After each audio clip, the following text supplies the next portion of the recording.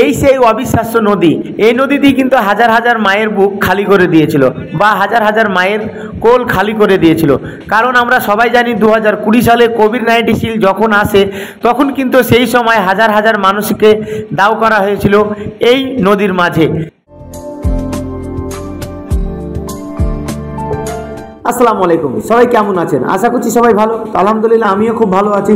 তো চলে আসলাম আজকে একটি নতুন কিছু আপনাদের উপহার দেব। বাট আজকে যে জিনিসটা আপনাদের উপহার দেব সেই জিনিসটা শুনলে আপনারা সত্যি চমকে যাবেন। বাট এত সুন্দর একটা জায়গা, সেই জায়গাটায় আপনাদেরকে আজকে আমি শেয়ার করব।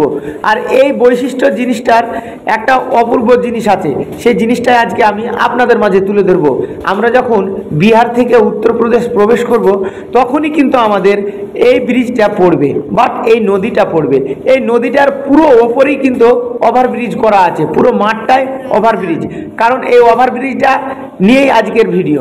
তো এই ভিডিওটা আপনারা যখন দেখছেন পুরো এই ব্রিজের ওপরেই, তো এই হচ্ছে সেই বিখ্যাত নদী। হাজার হাজার মায়ের বুক খালি করে দিয়েছিল, হাজার হাজার মায়ের বুক কোল খালি করে দিয়েছিল, বা হাজার হাজার মানুষের মনকে উজাড় করে কেড়ে নিয়েছিল এই সেই নদী।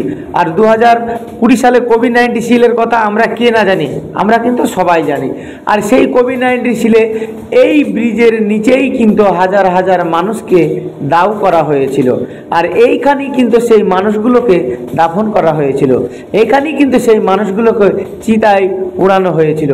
আর এইখানেই কিন্তু সেই মানুষগুলোকেও দাফন করে এই নদীর মাঝেই কিন্তু আপন আপন সমাধি হাতে তারা এইভাবেই করেছিল। বাট এমনভাবে করা হয়েছিল সেই 2020 সালে কোভিড-19 কথা আমরা সবাই জানি। আর সে সময় দুঃখজনক বিষয়, হাজার হাজার মায়ের কোল বুক খালি করে নিয়ে এই গঙ্গার বুক ভরিয়ে দিয়েছিল। কিন্তু এখানে নানান ধরনের নানান দৃশ্য দেখা গিয়েছিল। যখন মানুষকে দাও করা হয় তখন কিন্তু সেসব মানুষগুলোকে ঠিকঠাকভাবে করা হয়নি। পরে দেখা গিয়েছে অনেক ন্যাশনাল চ্যানেলেও এই নদীটাকে কিন্তু দেখানো হয়েছে, বা এই নদীটাকে খুব সুন্দরভাবে তুলে ধরা হয়েছে যে মানুষের যখন অসুবিধা হয় তখন মানুষ কেন এত অসুবিধার মধ্যে থাকে, সেই সব জিনিসগুলো কিন্তু সুন্দরভাবে তুলে ধরা হয়েছিল। বাট এই নদীটার মাঝে এত বড় নদী, এই নদী যদি আপনারা কোনোদিন আসেন সত্যি আপনাদের গাটা শিউরে উঠবে।